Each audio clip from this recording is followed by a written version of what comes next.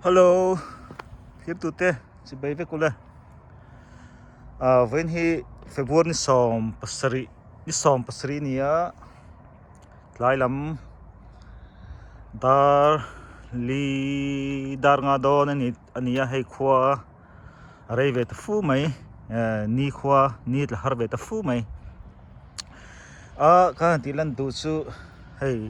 kumin hi vur atlem ang reng khop mai kumdang ngai to chuan hay ni zan lama be selo de mai na ron tla le be selo de ti chu atla khun chu len ve tho na chungin khan sai du chu kumdanga February ni som pru ka khan tam zet mai ni kuma ni kum nin ka khia te khan ala oma ni zan lama khan an vot khop mai tuna tak hian temperature hi Fahrenheit in somni le paru vel nin ka khia Celsius ero chuanin -4 vel ni thi te hem maya fifim te avot duang nang khop mai kumina hian vur kan hutle ma kumdanga chuan fit khat chuang te tunang huna kan huthin khat kumin che te chau hi ni ta kan drive way hanten finance pon kumdanga chuan swadur nen chau chuanin tigein hi om thin lova vur pe na khol te mangin kan thian fa thin ani chu video hluite lakhomin YouTube channel da in nakin hu zela thlir ho ol samnan kan han ti chuak vele du ani khale I han thlir hawang kan vur pe dan vel chu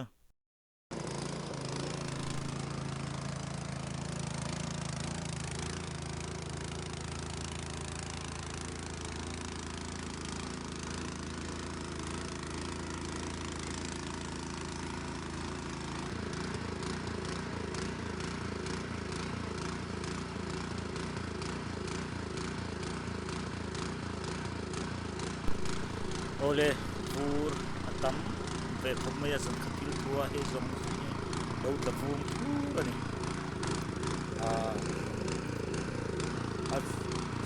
a chalam hi kan lo de chi lova ti hanen mai chonin kan bol lo bom atanga han chon fit thum chuang zet ania bol lo bom hi achan ve maya fit asang fit ye cha chunin karing hem tuma futa weather lamina daya kha kan lo chincha to lova hianin ai zan khatil to la ania so dur vel na han pe zo chi ngot ani lo kan drive ta khen lo te ni kamal thleng mal te kan ti khut chung chorin fit vel zet dinan chu double driveway nia motor ni pak theina kuta han pe zo sodur na han pe zo chi ani lo ma ni pamal tan chon mo chu wange tiang khol nena vur pe na khol nena han ti ngot lo ki choin ti ge na om lo ni per mai hau tak tu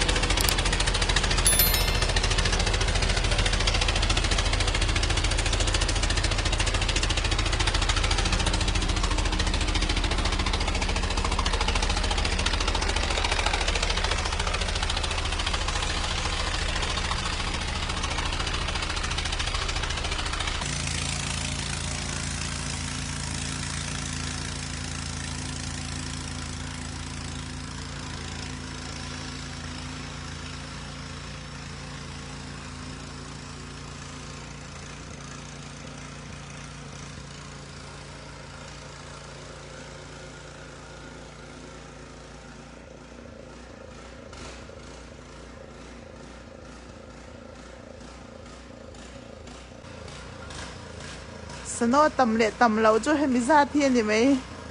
motor ke atang ka hlawa jinga ka chuak ngam lawa in ni chu na ka kholin ringot mai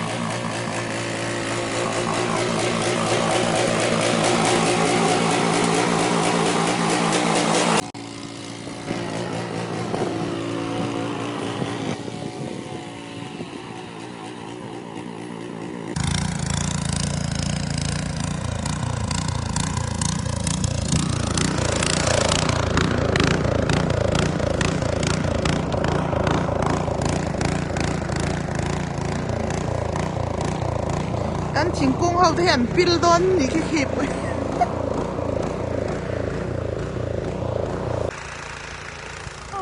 mà tao ron kal ve thau mai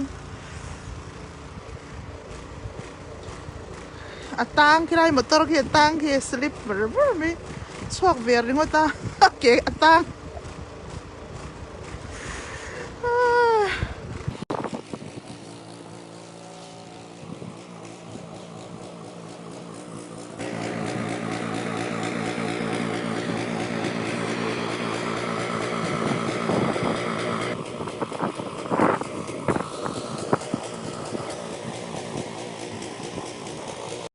chuak lo mấy bên dinh chưa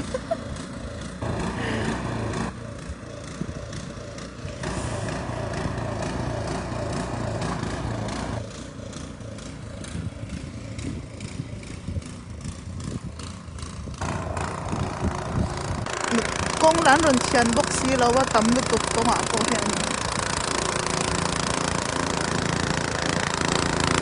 khi làm một tổ hợp phải chụp hiện pil đôn đi khi hậu tan phải chân chuồng ấy là hiểu lâu xìm sao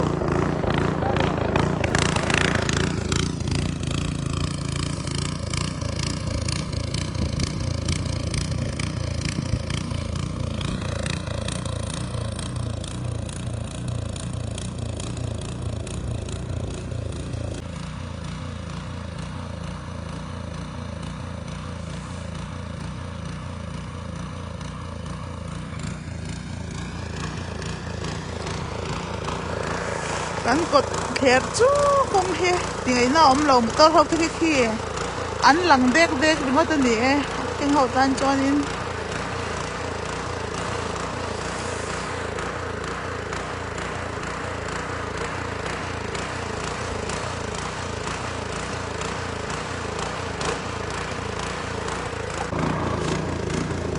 kan pal thì pil phút mấy kan pal pin na kan hoàn làm hay chưa và lũ ngầm po này đâu xin nốt khát đi khát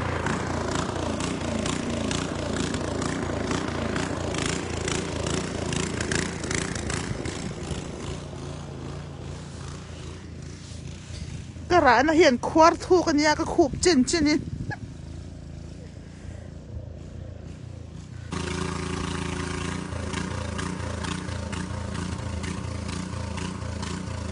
khúc chín cái tin này cho ăn mal bùi chín này cho nhỉ